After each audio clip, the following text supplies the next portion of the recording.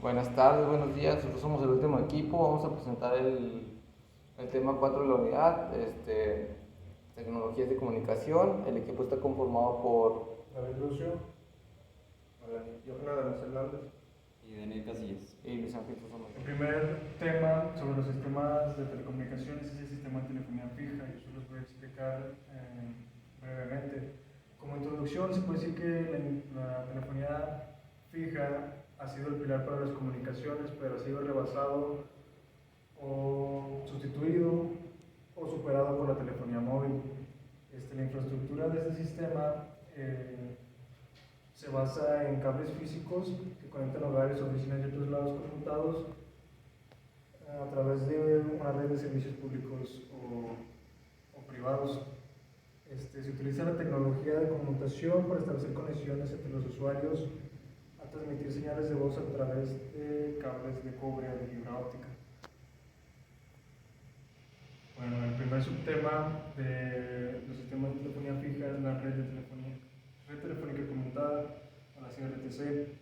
Este tipo de red sirve para la transferencia de datos e información a través de audio por medio de la voz. Utilizan conmutación y circuitos para establecer la comunicación entre los extremos. En estos extremos, cada usuario conecta su teléfono al punto de terminación de red, la cual una red de acceso lo conecta hacia el otro punto extremo.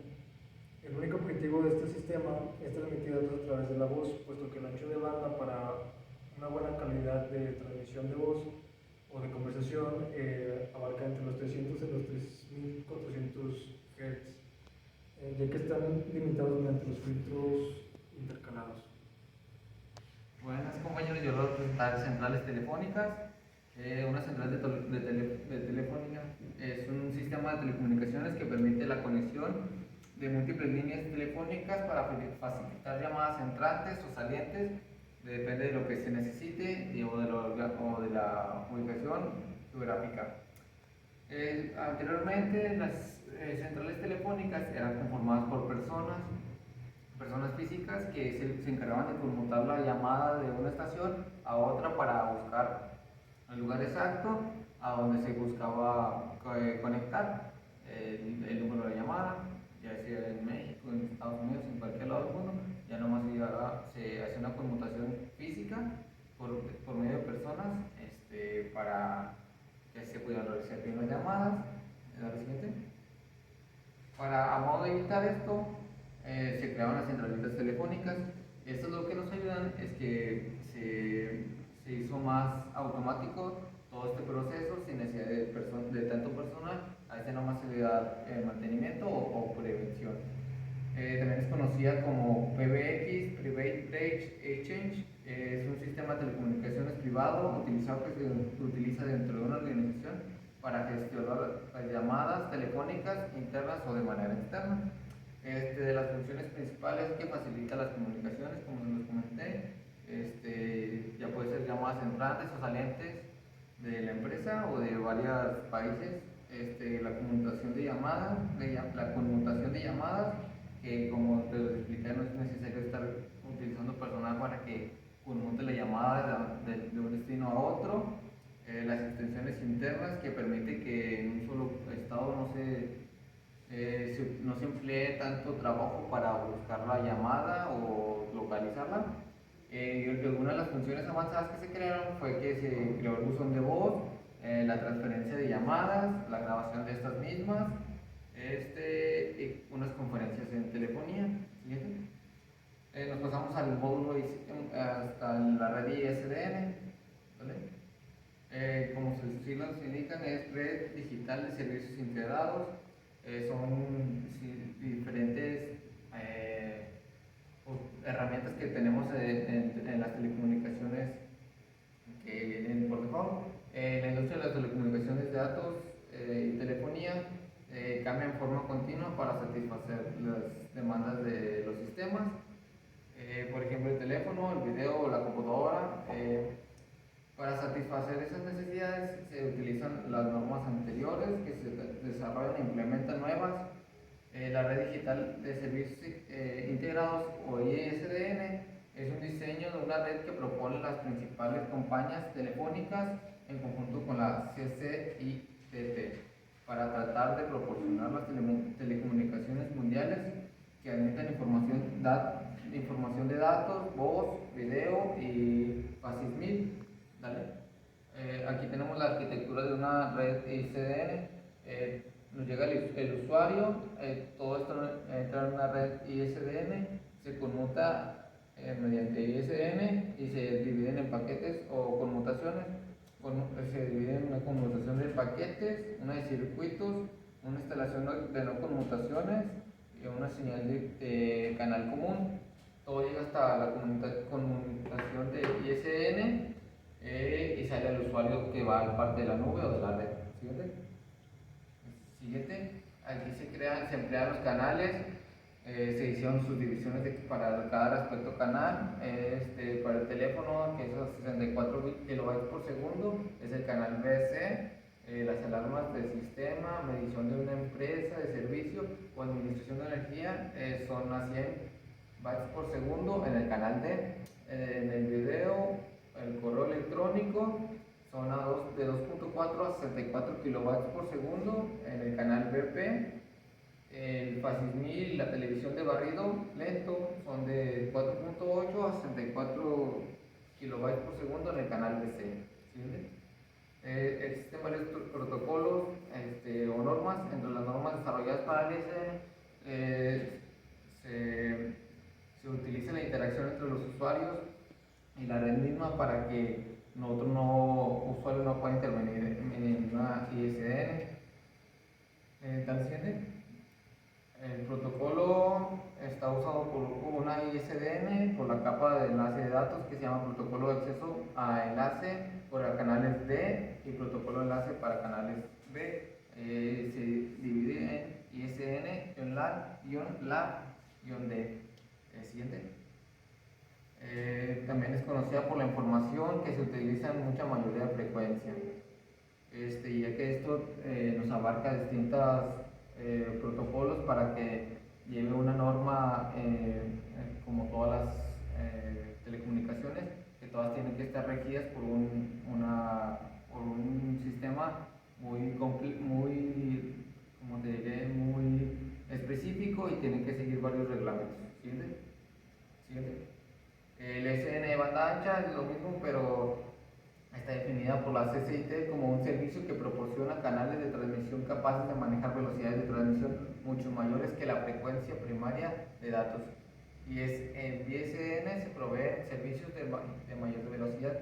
O sea que estos en banda ancha nos podemos transferir datos, voz o archivos en grandes cantidades a gran velocidad. ¿Sí?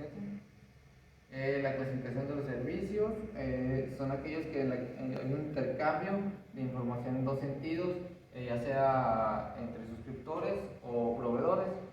Los servicios de distribución son aquellos que el proveedor le surte al suscriptor.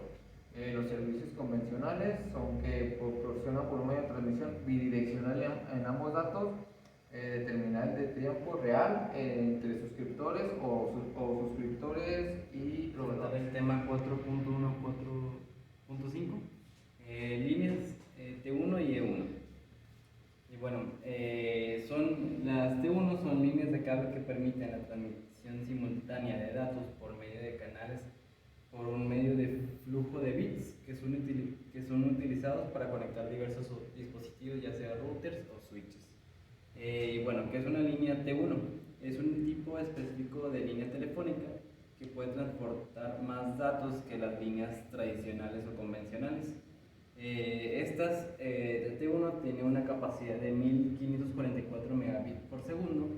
Pueden ser utilizadas para transmitir hasta 24 canales digitales a través de un circuito de cobre por 4 hilos.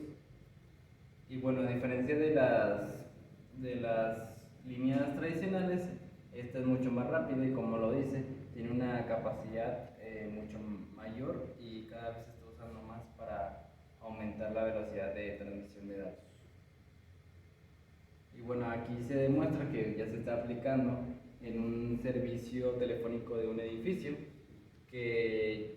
ya que este tiene una velocidad 60 veces más superior que un modem tradicional. Y bueno, aquí está el internet, la línea 1 le sigue al otro edificio y que esta se conecta a la línea 2 que va al otro edificio. Y bueno, que es una línea E1. Es un formato de transmisión digital que está compuesto por un paquete de 32 canales de 64 kilobits por segundo. Como lo vimos, esta creo que es mucho más rápida que la T1, ya que estos son kilobits por segundo y la otra era en megabits por segundo.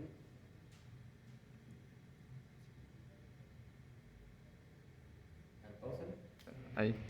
Las líneas C1 también son utilizadas para un servicio telefónico de un edificio, que anteriormente se usaba un modem tradicional que era 60 veces menos eficiente que ahorita la E1, y pues aquí se muestra la diferente distribución de este sistema. Y bueno, ¿qué es una línea 1? Es un formato de transmisión digital que está compuesto por un paquete de 32 canales de 64 kilobits por segundo. Tiene 2 canales de señalización y 30 de voz, los cuales envían los datos a una velocidad de 2048 megabits por segundo. Y bueno, aquí se muestra más o menos la estructura que tiene una línea de 1, que dice que son 64 kilobits por segundo de cada línea. Y también el desarrollo de todo un conjunto de líneas.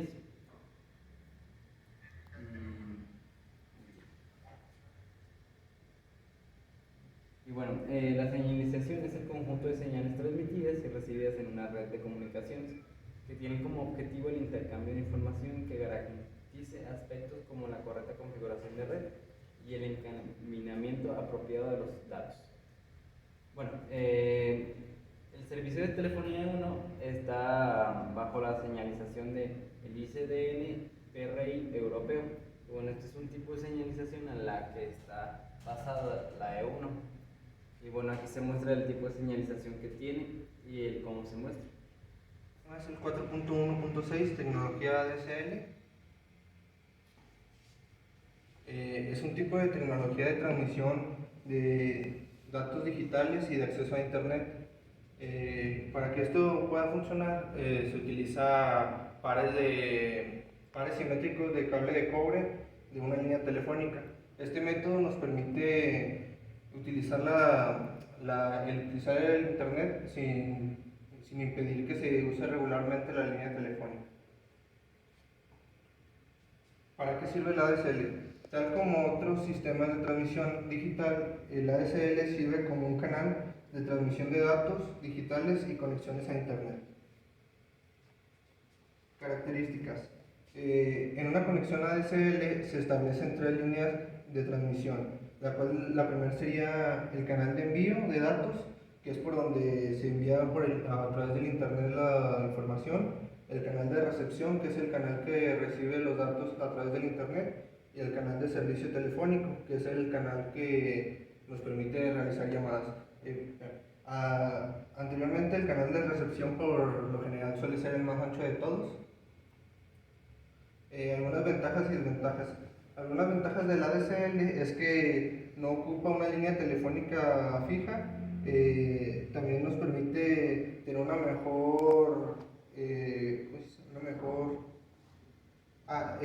emplear la infraestructura tradicional, y una desventaja es de que la calidad del cobre que se utiliza para los cables tiene que ser muy alta y que no operan todas las líneas telefónicas. El siguiente tema es el 4.1.7, SONET y CDH. La red óptica síncrona, también conocida como SONET, es un estándar creado para la transmisión digital de grandes cantidades de información en redes de fibra óptica mediante el uso de láser o diodos emisores de luz LED. CDH. La jerarquía digital síncrona, abreviada como CDH, del inglés Synchronous Digital Hierarchy, es un conjunto de protocolos de transmisión de datos. Se puede considerar como la revolución de los sistemas de transmisión como consecuencia de la utilización de la fibra óptica. Bueno, el siguiente tema que les voy a explicar es el sistema de telefonía celular. Como introducción, se puede decir que este es un sistema el cual permite la comunicación inalámbrica entre dispositivos móviles en áreas geográficas repartidas mediante antenas llamadas celdas. Las generaciones de telefonía celular.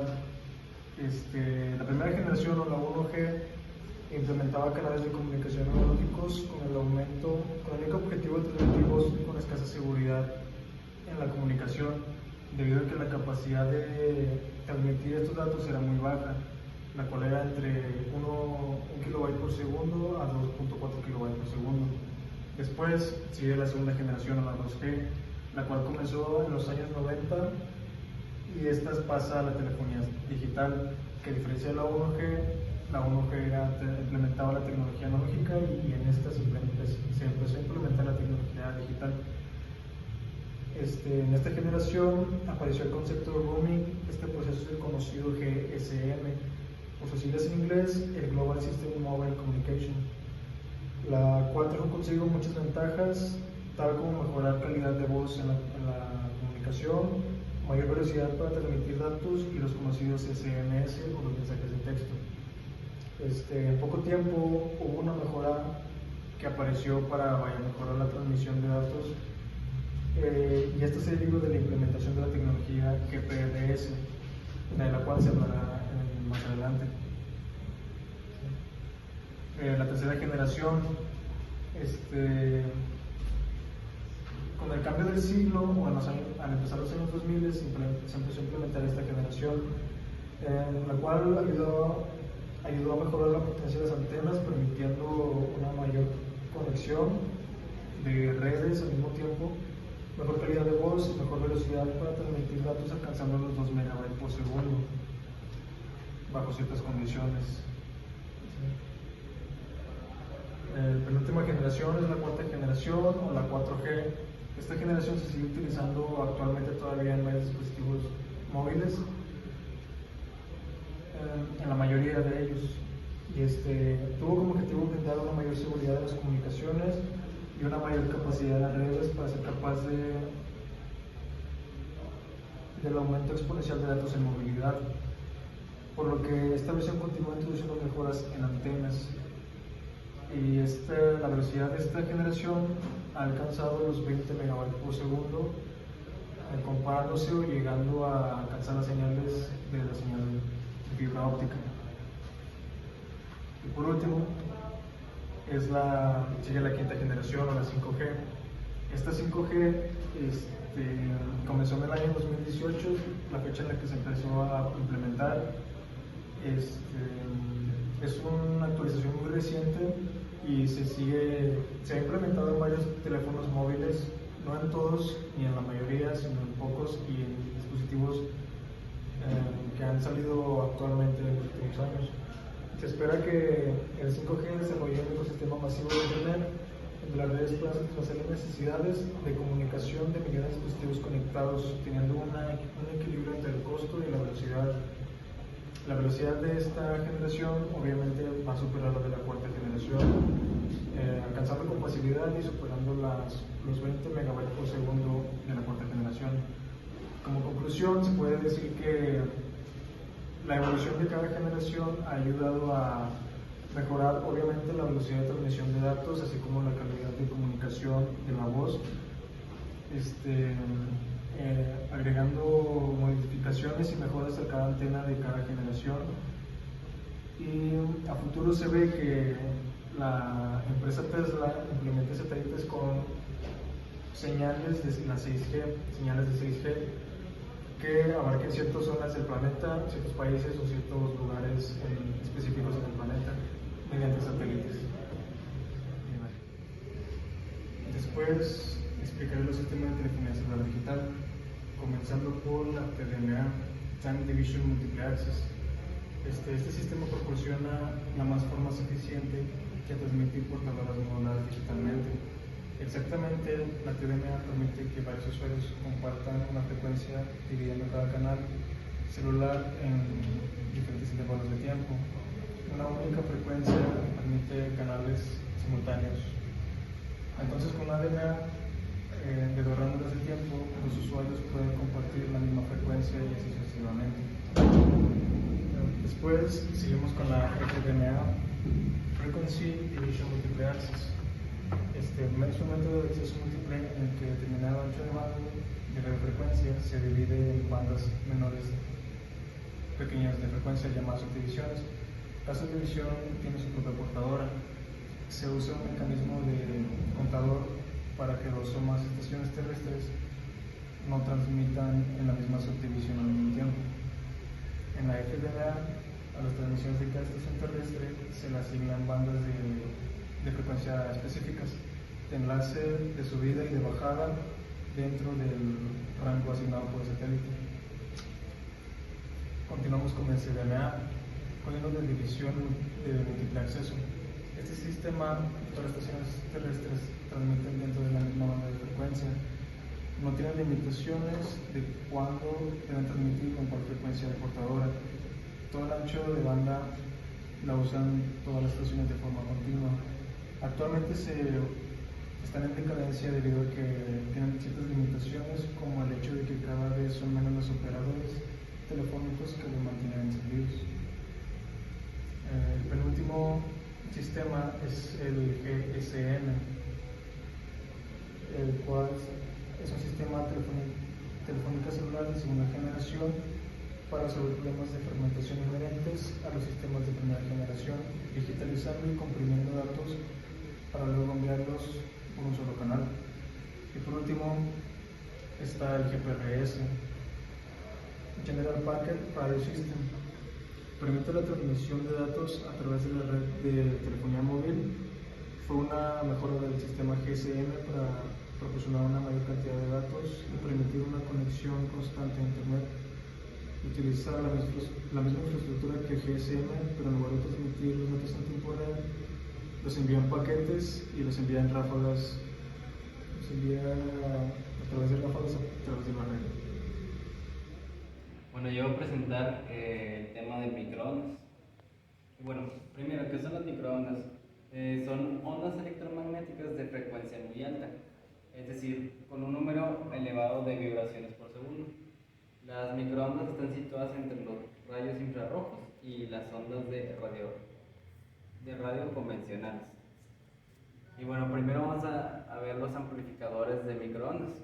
Los amplificadores de microondas son dispositivos electrónicos esenciales en muchos sistemas de telecomunicaciones y de radar. Su objetivo principal es agarrar una señal que tiene una baja potencia y amplificarla para que llegue a su destino o a un fin que queramos usarla para que tenga una mayor potencia. Por ejemplo, las señales de microondas, las cuales oscilan en la gama de frecuencia entre 300 MHz y 300 GHz. Y bueno, como lo digo, la operación de amplificador de microondas se basa en la utilización de un transistor o un tubo de vacío para incrementar la amplitud de las señales de entrada para que de salida sea mucho mayor. Toma una señal de entrada de baja potencia y la transforma en una señal de salida con una mayor potencia.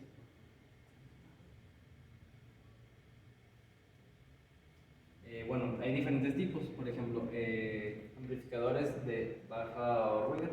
Este tipo de amplificadores se usan más que nada cuando la señal de entrada es muy débil y la necesitamos amplificar y con el menos ruido posible que se intervenga en esa señal al momento de amplificar.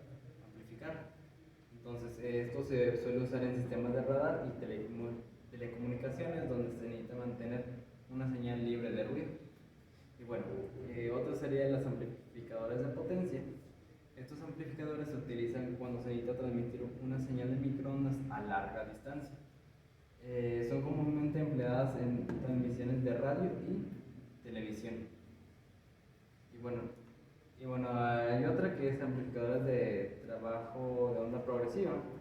Los TWT Son tubos de vacío que amplifican las señales de microondas a medida que viajan a través de ellos, son ampliamente utilizados en sistemas de comunicaciones por satélite. Bueno, las guías de onda. Las guías de onda, para resumirlo, suelen ser un dispositivo o un conducto donde se guían las ondas para que así pierdan su menor energía al rebotar por una forma diseñada para que no se disperse su energía. Por ejemplo, aquí dice cualquier estructura física que guía ondas electromagnéticas o sonido con una pérdida mínima de energía al restringir la transmisión de energía en una dirección. Por ejemplo, el significado original y más común es un tubo metálico conductor hueco que se usa para transportar ondas de radio en alta frecuencia, particularmente microondas. Y estas guías se basan en la anulación del campo eléctrico en el conductor. Y como lo dije, o sea, son tubos, por más comúnmente se utilizan tubos, que es la forma que tiene mucho menos dispersión de energía, en la que pueden rebotar las ondas y viajar de una manera mucho más eficiente. Y bueno, las cavidades resonantes, su significado es un dispositivo diseñado para resonar, es decir, vibrar en armonía a ciertas frecuencias específicas. Estas frecuencias son conocidas como frecuencias de resonancia de la cavidad. Se trata de un espacio cerrado en que las ondas pueden rebotar de una manera más libre, y amplificándose y creando un patrón de onda estacionaria. En sí es como una frecuencia específica en donde las ondas de microondas se van a amplificar y van a tener una mayor eficiencia. En donde las ondas de microondas se van a amplificar y van a tener una mayor eficiencia. Bueno, la cavidad resonante, el funcionamiento se basa en la reflexión de ondas. Cuando una onda, ya sea de sonido, luz o frecuencia, entra en la cavidad, se refleja en las paredes internas del dispositivo. Si las dimensiones de la cavidad están adecuadamente diseñadas, la onda puede rebotar de un lado a otro, de manera en que cada nueva onda que entra se superpone en las anteriores de manera constructiva.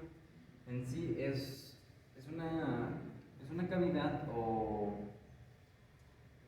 cavidad de una estructura que las ondas van a rebotar y entre ellas se van a entrecruzar, y eso va a hacer que se amplifiquen una tras otra para tener una mejor señal de transmisión. Bueno, los semiconductores para microondas, más que nada son los generadores de estado sólido, que están hechos de materiales semiconductores, que ofrecen la posibilidad de un control total de la frecuencia para asegurar una mayor respuesta del producto de las microondas emitidas y así limitar la potencia reflejada. Los generadores de estado sólido no requieren un alto voltaje para generar microondas. En su lado opuesto, que es el magnetrón, si bien lo recuerdo, que se necesitan mayores voltajes para generar un tipo de microondas. Y bueno, se requiere una tensión de rango de entre 30 a 50 volts, lo que significa que el diseño del equipo y la seguridad de los operadores. Bueno, hay diferentes aplicaciones de los microondas, por ejemplo, los radares, las telecomunicaciones, los hornos de microondas y la radiodifusión. El que si tiene otro tipo de uso, un uso más específico, es el horno de microondas. Es el uso de microondas que tiene en su interior un magnetrón. Es un dispositivo que convierte la energía eléctrica en electromagnética.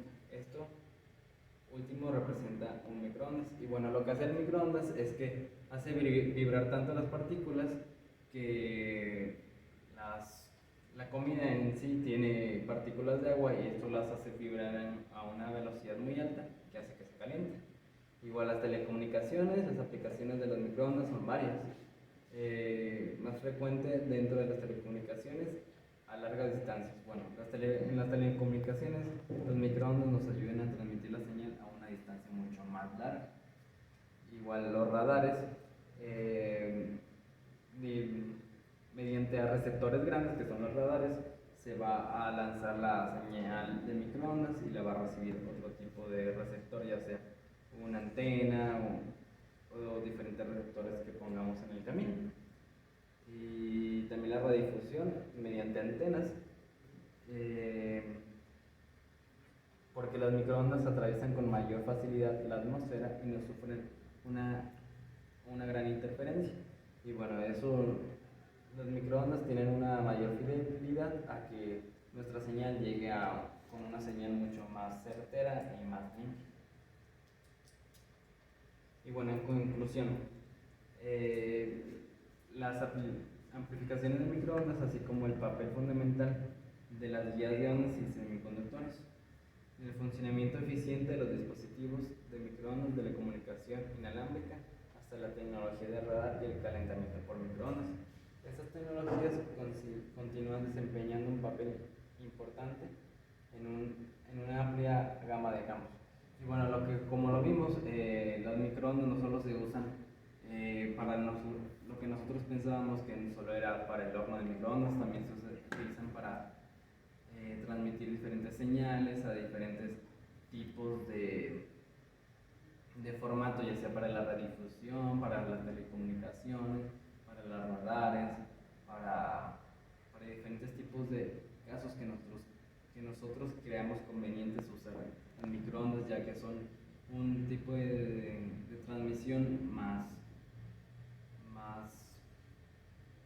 más limpio y que no se nos va a ensuciar tan fácilmente la señal que intentemos transmitir.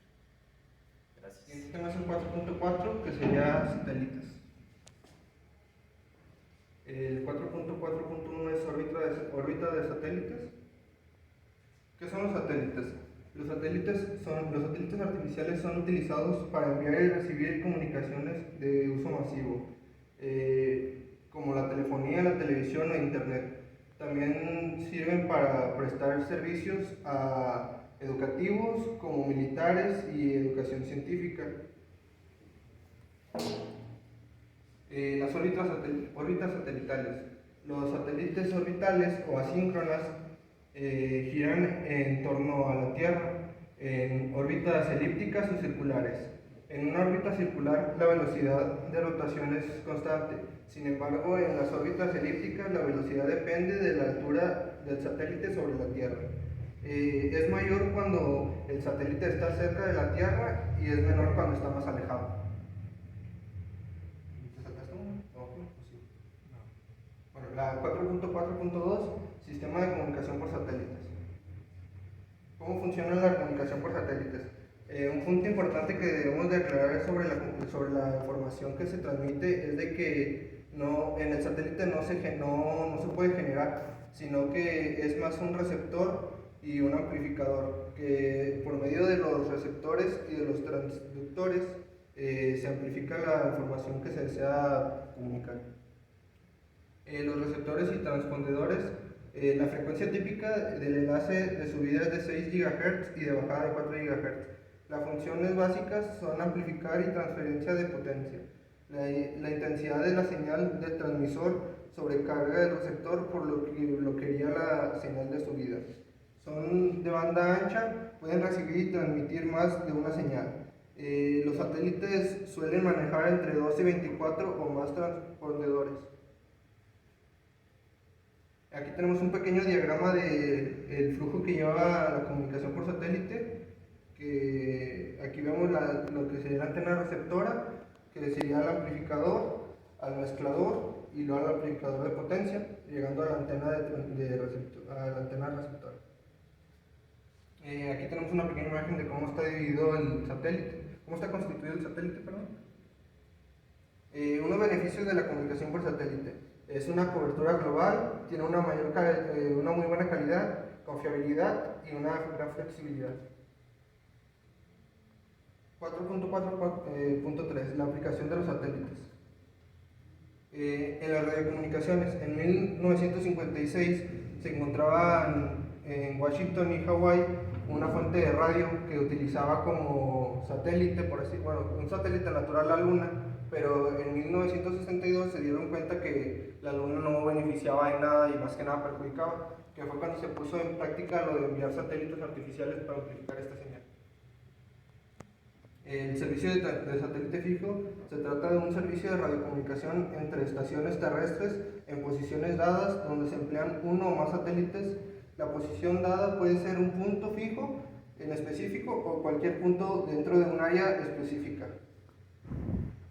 La televisión satelital, esta se verá más adelante, así que nomás es una de las, esta donde se utilizan los satélites.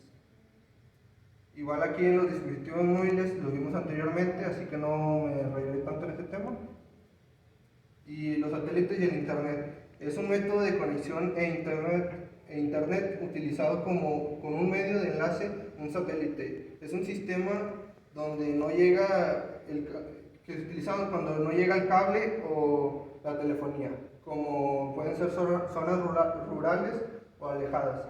En este método se lleva a cabo por haces de luz que se envían a través de la planta terrestre hacia el satélite, que se utilizan distintos, o sea, es el mismo haz de luz, pero a distinta frecuencia. Para subida tiene una mayor frecuencia y para bajada tiene una menor, para que no cause interferencias entre ellas.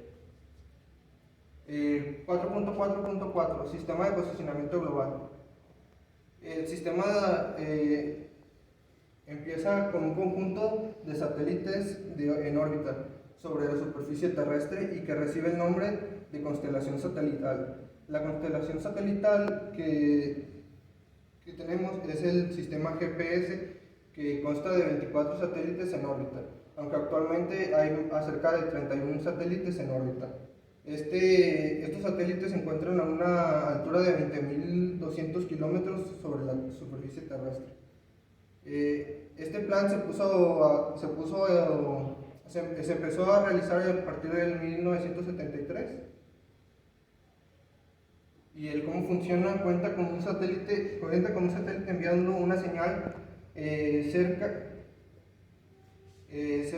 crea un círculo con un radio medido desde el dispositivo GPS satelital. Cuando agregamos un segundo satélite, crea un segundo círculo y la ubicación se reduce a uno de los puntos donde chocan estos círculos. Cuando agregamos un tercer satélite, nos provee ya la ubicación exacta de donde nos encontramos. Bueno, yo les voy a presentar el tema 4.5, que es la televisión. Vamos a hacer una breve introducción a lo que es la televisión. La televisión ha sido una fuerza cultural y socialmente significativa desde su invención en el siglo XX. Desde su inicio como una simple caja de imágenes en blanco y negro, hasta el actual que ya va hasta en colores, en resoluciones y en diferentes, que se puede manejar en diferentes plataformas, así como tiene varias influencias de nuestras opiniones, valores y comportamientos. ¿Siguiente? Se divide principalmente en la señal de TV NTSC y la PAL, la National Television System Committee, desarrollada en Estados Unidos a principios de 1950, utiliza una frecuencia de 30 fotogramas por segundo.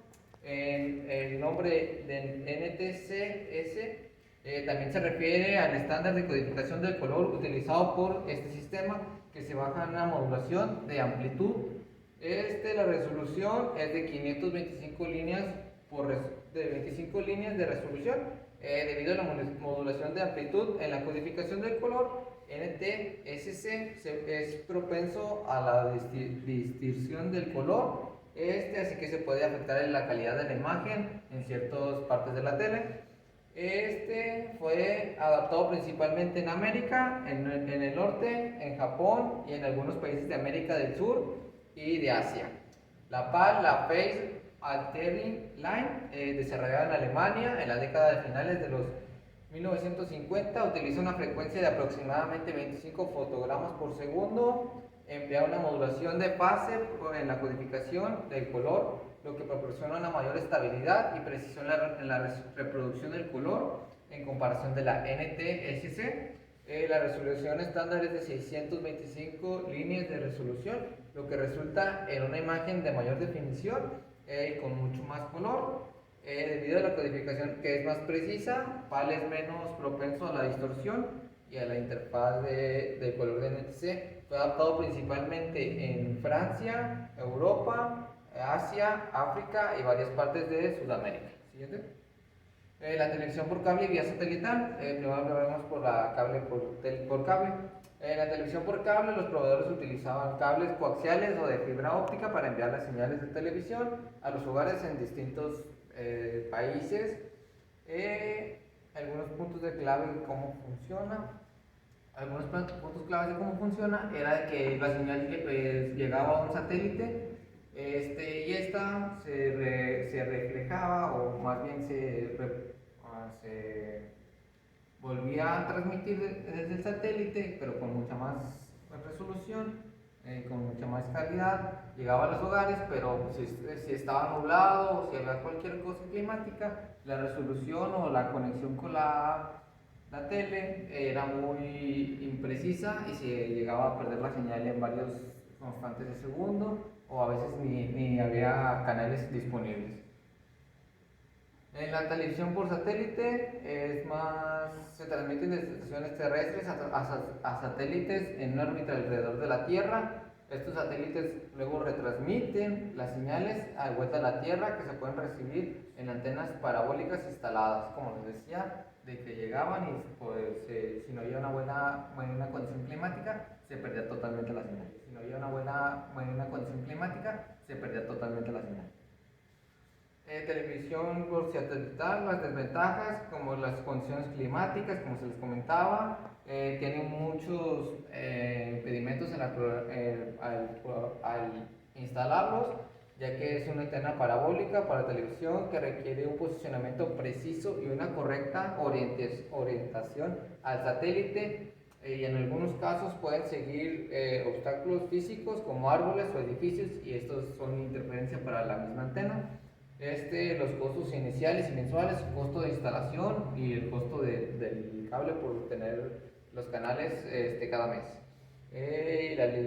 La latencia de la señal, que en comparación con otros medios de transmisión en la televisión, como la televisión por cable o por streaming, la televisión por satélite puede tener una pequeña latencia, lo que significa que hay un ligero retraso, o sea que podemos ver la tele pero no en vivo.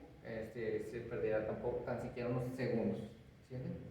La televisión digital por cable viaja por un tipo de cable coaxial. Esta tecnología fue desarrollada hace relativamente poco por la empresa estadounidense de Motorola. Además proporciona video en alta definición. Los sistemas de televisión digital por cable ofrecen tales como por XView, acceso a cable por internet y servicios ampliados de telefonía. Las redes utilizadas de distribución en este tipo de servicios se dividen en 4 secciones: la cabecera, el red troncal, la red de distribución y la red de acometida hacia los abonados. Aquí tenemos una pequeña imagen de cómo se dividen estos 4. ¿Siguiente? La televisión digital por satélite, continuamos con este tema, es el resultado de la aplicación de la tecnología digital, que junto con la comunicación por satélite es el contraste que lleva a la televisión terrestre, cuyas ondas no salen de la atmósfera o por cable, basada en la transmisión de redes de fibra óptica o cable coaxial. Y la transmisión digital vía satélite se divide en 2 tramos claramente identificados.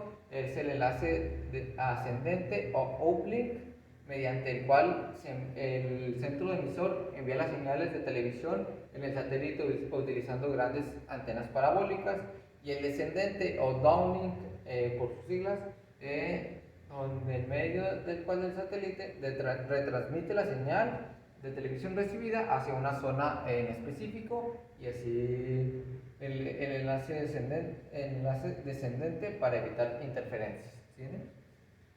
La televisión UHD-TV, que es Ultra High Definition TV, que por sus siglas es la mejor de calidad de definición en la televisión. Es una de las que se están implementando en la actualidad. Puede ser difundido por medio de ambos distintos tipos de señal. La calidad puede parece ser mejor que los de digital, lo cual generalmente con las imágenes difundidas. Esta es 16 veces superior a la alta definición y 75 veces al sistema PAL. Es importante tener en cuenta que en comparación esta se realiza considerando pantallas de igual tamaño, dado que la resolución por sí misma no es un factor de calidad, sino la densidad de píxeles de una pantalla de tamaño dado. Y la tecnología Ultra H Definition TV cuenta con 7680 píxeles por línea horizontal y 4320 píxeles por columna vertical, es decir que tiene más de 33 millones de píxeles comparada con las 1080 comparada con la PAL y la NTSC. Esto las hace ideales para videojuegos, canales en streaming en vivo, ya que no tienen latencia. ¿Sí? Las televisiones digitales. La televisión digital, por último, se refiere al conjunto de tecnologías en transmisión, de recepción de imagen y de sonido a través de señales digitales. En contraste con la televisión tradicional, esta codifica sus datos de manera analógica. La televisión digital la codifica en forma binaria, la que esta las hace que viajen de mucha más velocidad y que conserve la mejor calidad posible, y así pueda ser más fiel a lo que se está transmitiendo, a lo que se está viendo. Y eso sería todo lo de la presentación. No, muchas gracias, profesor Estela, por prestarnos atención. Y eso fue todo por el tema de la unidad 4. Bueno, esta fue nuestra exposición. Gracias. Muchas gracias.